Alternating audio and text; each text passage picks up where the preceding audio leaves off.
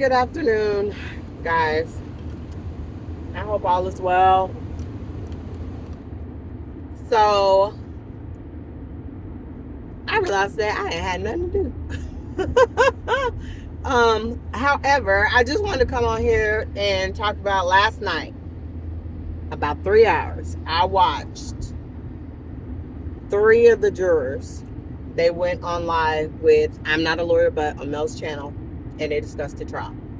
Also, Dennis Byron had one of the jurors go live with him and talk about the trial. She was a legal assistant. She was the state is the truth, the whole truth, and nothing but the truth. So help us God. These guys are guilty. She went in thinking they was guilty. She went out thinking they was guilty. Never did her mind change, no matter what information was presented in front of her. She was an alternate juror. She essentially admitted that, if she was put in that room, she would have never changed her mind. Now,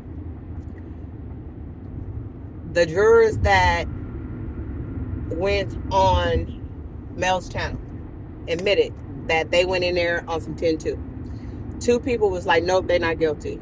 And about 10 of the jurors was like, yep, I think they were guilty. And then they went through everything, piece by piece by piece by piece. And was like,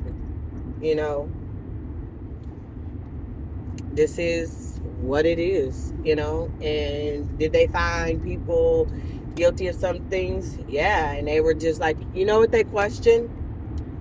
These people got charged with stuff and that did their time, and now you bringing those charges back up and naming them again in this indictment to charge them again for it. And they didn't feel like that was right. They felt like people post stuff on social media because it's their social media. It doesn't have to be right to you or me. It's just what they feeling and what they want to say at the time. And they felt like it was not right for them to try to convict people based on stuff that they were saying on social media. Those jurors, two of them, however, was alternates. One of them, 225, she was in the deliberations. Those jurors felt like that people making music and putting stuff in music could not be used against them. Juror 225, who was one of the deliberating jurors, said specifically, I grew up listening to Eminem. That man killed his wife like 5 times in his songs. I was not going to use that against these artists, against these men.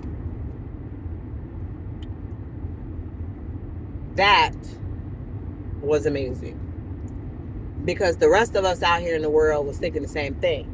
However, these women came from all different walks of life. They worked in all different jobs. They did admit they were the youngest 3 women. And I swear to God, I said this in my video. They said Hilton's closing arguments, they felt like she was screaming to them. They said, sis, why you try to get at us like that now?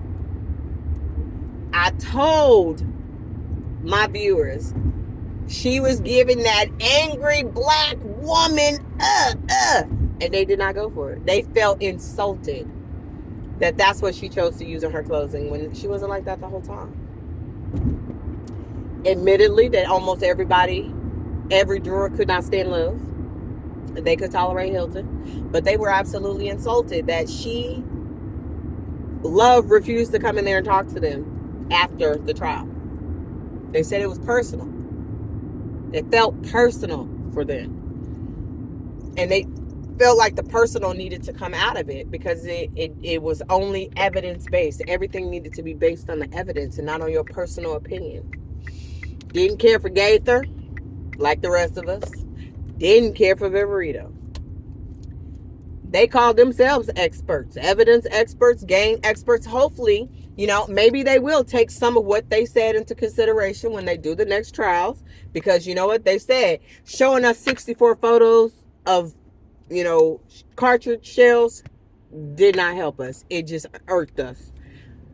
You want to show us picture 1 and picture 64? Go for it. But we don't need all that. Like, you guys overwhelmed them with so much stuff that they didn't care for. What also I think did help was having some younger people on the jury.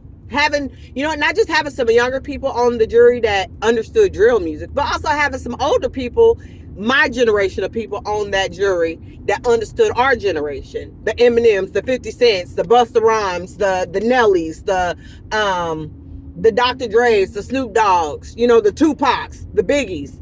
You know what I'm saying? That understood, the TIs, and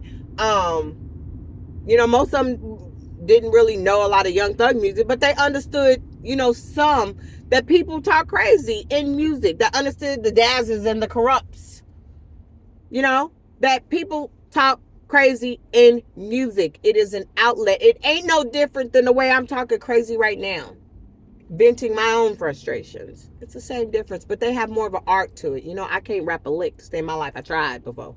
I can't. It's an outlet for them. That's their outlet. When they get emotional, just like, Beyonce sings. When she get emotional, when she gets upset, when she gets angry, her music sounds different depending on how she feels. Ring the alarm. That's a while back, but that was an angry song for her. She was pissed. Lemonade. It's different, It ain't bills, bills, bills with Destiny's Child, But if we're going to take away our expression, our way of being able to vent and relieve ourselves when we're upset, irritated, annoyed, and disheartened, then what are you leaving us with? You telling us all to go be farmers or something? Anyone musically inclined, whether it be country, rock, pop, rap, R&B, and hip-hop, jazz, whatever, those artists put their blood, sweat, tears, and heart into their music. Another inspiration. Those three women admit it. If it ain't Weinstein, Shard, and Steele, they don't want it. They did like Adams. They did feel like Steele was long-winded. Most of us did. But, they said Shard put his life into that trial. And they felt like it showed. What was most interesting is exactly what we was thinking about the watch, about, well, if that's Kendrick's watch, then that shows he was living there. It was exactly what they was thinking. So, Love not wanting them to confirm. And we see her reasoning behind it too. But yeah, Judge Whitaker saw past all that mess too. They wanted to see the video of the Jamal Drinks unaliving in reverse, because they felt like that that video had showed they would be able to see whether his car pulled up or not after Shannon took off through the light. I stated in another video that when Shannon took off through the light, his car moved up too. Almost as if someone, I've done this before, sitting at the light, someone else blew through the light, and then I, not even looking up, took my foot off the gas and my car moved forward, and then I realized light was still red, so I put my foot back on the brake. That's what they saw too. That's what I saw. And then when the third car pulls up, car pulls up, the wheels are a little bit back, but then the car pulls up more, and they're then side by side, and then Jamal Drinks' brake lights goes on, and off again. The aunt went into infamous Sylvia's chat and said that she didn't think that those fellas had anything to do with it, and she saw what she felt like the jurors saw in that video, that she thought the third car was the one that did it. One of the jurors, I think 387, said, I live in Atlanta. I ain't turning around to go back to no liquor store. I ain't turning around and going back for nothing unless I have to. I could have found another one by the, around the corner. So basically, when that car did that U-turn for her, it meant exactly what Shar said it meant. That somebody was probably popping off at his car right then and there. And that's why that car did that U-turn. They said that the pedestrian walking, that's a possible homeless person, they said that meant nothing. That person could be under the influence of anything, as to why they didn't break their stride. Um, admitted they said that they heard Gaither when she came back the second time and she was in there popping off. They were offended when she was in there the first time and basically had convicted those everybody of doing everything. Was like, I think it was Shart that was questioning her, and she said, "You act like YSL didn't try to blow this boy's head off," is what she said. And they tried to, Shart tried to get the judge to have her just answer the question as they were asking them, but you know, I think Love argued they were being argumentative with her, which the judge was sustaining. Which I would have liked to see what that looked like with Whitaker from the beginning, because clearly it probably would have looked a little different. Um, and she went there for all that nonsense with Gaither or Verito. She called them both out and told them they need to ask the questions they being asked to answer, and they don't have the right to decide when they will and won't answer the question. Answer the question that's asked. Um,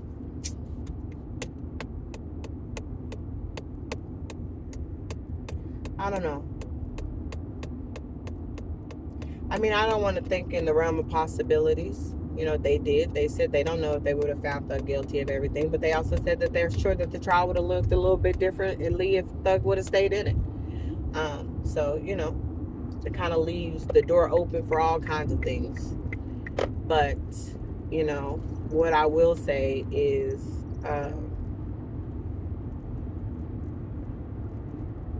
different strokes for different folks. Different people do different things.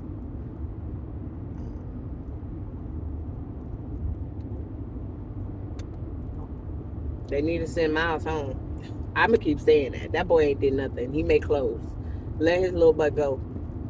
But I don't know. I'm sorry if this is like me ranting what I'm thinking too. I got some other stuff going on, but this ain't about that. This is about this. So I'm glad this portion of it is over. I'll see what's happening next. They got another status hearing on the 17th. Judge wanted to know what's what. As far as that's concerned, they did it yesterday, but Eppinger's lawyer said that he's going to probably be taking it to trial and getting some transcripts about people that testified in this trial. Pee Wee Roscoe pled out today. He got probation, but of course he has to stay away from Jeffrey Williams and all that stuff. I would have said F that daggone plea deal and would have went back and went to trial. But whatever. Just because the state putting all these weird stipulations on people, like you can't associate with this group of people because of this reason, that's stupid. They're grown. They're grown. Treat them like you want them to do time like they grown. Treat them like they're grown. But we're gonna let you on probation, but you guys can't have anything to do with each other like like they're some toddlers. They're grown ass men. But whatever. It is what it is. But I appreciate you guys listening to me rant and get this out. Status hearing on the 17th. We'll see what goes with that. And then we may do a rewatch later on that night when I get off of work, because your girl be at work. And then, discuss if you want. I will be doing a live this weekend. I need to go in and schedule it. I forgot to schedule it. But I need to go in and schedule it. My live this Saturday. We'll do a recap and discuss at 2 Central Standard Time. I appreciate you for listening. If you like to hit that like button, if you like to hit that subscribe button, if you want to turn on those notifications, I truly, truly do appreciate you. Everyone who has subscribed, everyone who will subscribe. I just be talking mess. You know what I'm saying? I just be talking mess, getting stuff off my chest. And this has become my own therapy. This has become my therapy. So if you want to join me in releasing my therapy, have at it. I appreciate having you here, and I appreciate your feedback, and I appreciate you telling me what you think about my mess talking. And I don't know. I'll probably have another video coming. It's probably going to be of a personal nature, just because again, this is kind of helpful for me to get things off my mind. So it's probably be a little bit more personal in nature, but look out for that. It'll probably be coming soon. All right. Peace out, guys. Love you. See you later. If you want to become a subscriber, please do. Help me on my road to monetization. If you just want to stop by and listen to me fuss and fuss and fuss, hey, have at it. I appreciate you being here. Peace.